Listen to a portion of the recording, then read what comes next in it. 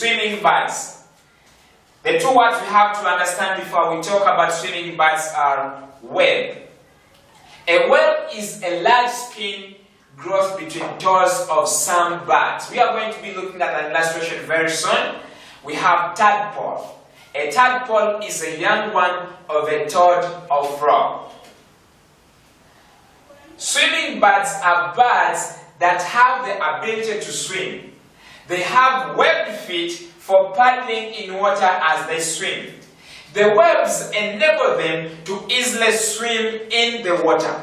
Examples of the swimming birds include the swan, the duck, the goose, the penguin, the seagull, and the pelican. All those birds have a spoon-shaped beak for easy sieving of food from mud water. They have a layer of fats to keep them warm in water.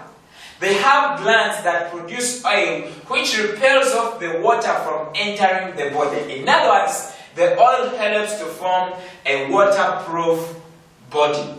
They feed on small fish, small frogs, tadpoles, and water plants. Here is an illustration showing the foot and the beak of a swimming bird.